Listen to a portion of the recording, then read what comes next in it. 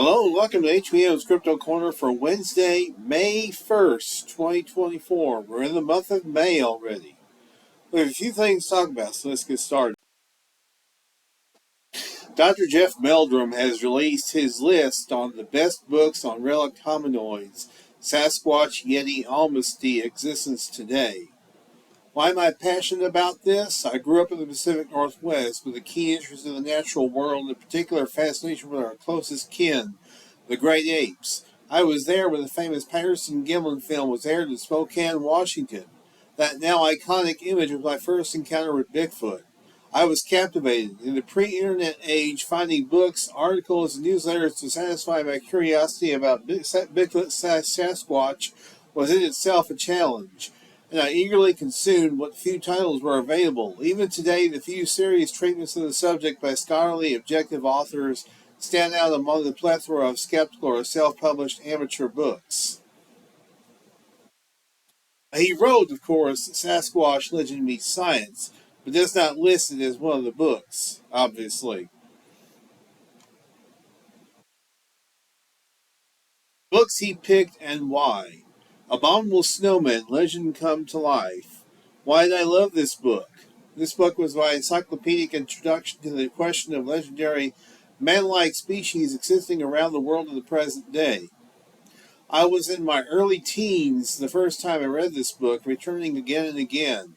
I found inspiration in Sanderson as an unconventional scholar adventurer who explored the planet and fostered my fascination with exotic and elusive species on the fringes and my appreciation of world geography.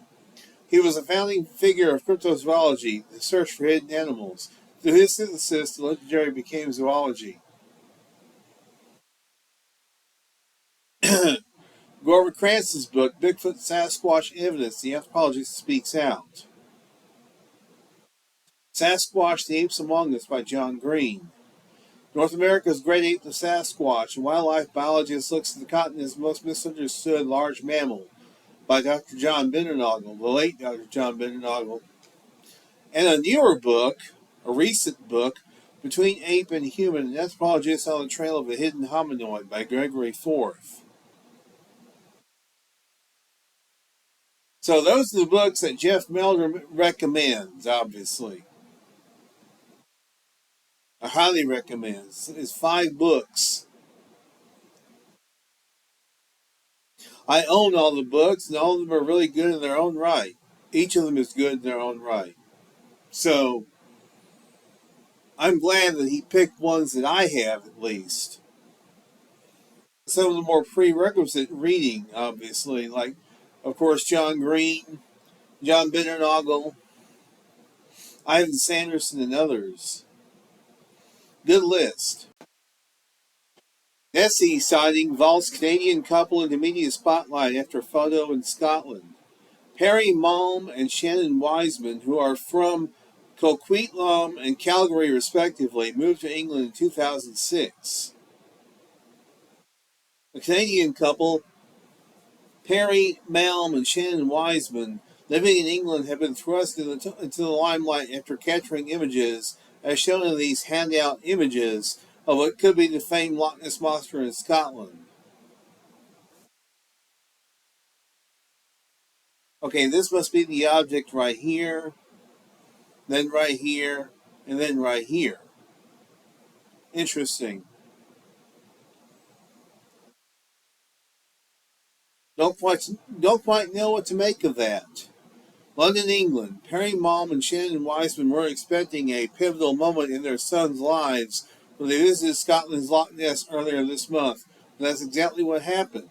Our youngest is turning 3 next week, said Wiseman from the family's home in London. He tells everyone there have been 2 pivotal moments in his life: seeing the world's largest dinosaur, which he did at the Natural History Museum in January, and seeing Nessie. He tells everyone he encounters. He tells the postman. He tells the guys in the shops and the cafes. Malm and Wiseman have been thrust into the limelight after a photograph they took during their family vacation showed a shadowy figure poking above the waterline, something that the couple's children and others firmly believe is the latest sighting of the famed Loch Ness Monster.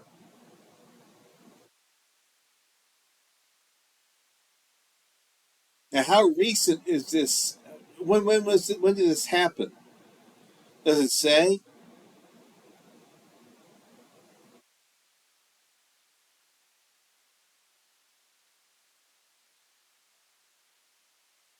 I'm trying to see if there's anywhere.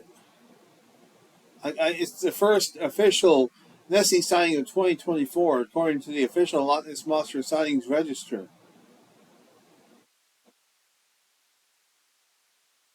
It doesn't say when the sighting took place, though. That's my only concern about it. And does that really look like Loch Ness Monster? I can't really tell what it is, to be quite honest. Just can't tell. Could it be or couldn't it be? That's a good question. And one that someone much more highly qualified than I can answer it. World's largest Bigfoot, Keystone, South Dakota. This towering wooden Sasquatch was carved with a chainsaw. Look at this. Bigfoot enthusiasts have their favorite spots across the United States. The Pacific Northwest has been riddled with Sasquatch sightings for hundreds of years. Florida has the skunk ape, which dwells in the Everglades. The Boggy Creek Monster put Fouke, Arkansas on the map for his famous documentary. Did you know that the world's largest Bigfoot, according to the Guinness Book of World Records, is found in South Dakota? How he came to be a resident is no mystery. When Jarrett Dahl graduated high school, he went on a quest to discover his future. Jarrett had a sixth sense that a chainsaw and a block of wood were his tools of trade. The summer after his graduation, he visited a family friend in Soldotna, Alaska. The friend was a well-known artist who taught Jarrett how to use a chainsaw to create sculptures out of wood. Jarrett was a natural. His first pieces sold, and chainsaw art became his passion. After years in Alaska, Jarrett and his younger brother relocated their business to South Dakota. He was hired to do an 8-foot Bigfoot, and he receives multiple commissioned pieces. He was thrilled with the challenge. Next came a 12-foot Sasquatch. A local guide, Richard, introduced the brothers to Keystone, a busy tourist town not far from Sturgis, Mount Rushmore, and Deadwood.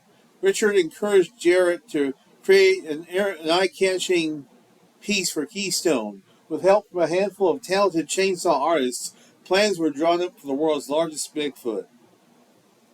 23 feet tall. Measures 54 feet tall. The flagpole does. The height he'd be if he were standing. Wow. That's a pretty sizable sculpture for sure. And it looks like a really good tourist attraction for those folks there in South Dakota.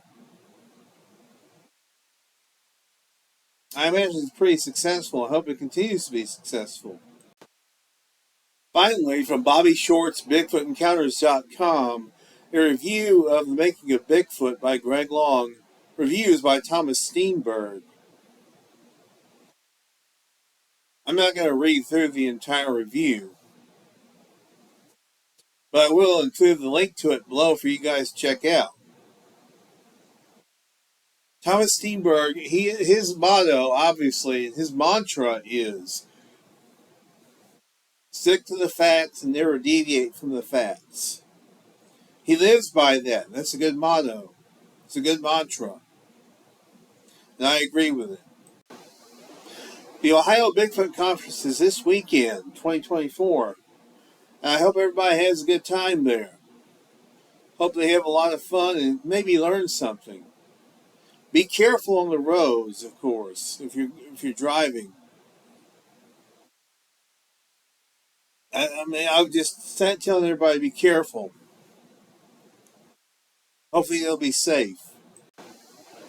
Finally, I'm going to be on 2 shows upcoming. I'm going to be on Squash DTV this Sunday at 9 Eastern, 8 Central with Steve Coles and Chris Bennett. And the next Monday, I'm going to be on Sasquatch Watch Radio with Billy Willard. That'll be also at 9 Eastern, 8 Central. Both those shows will be live on YouTube. So I hope you guys can check them out.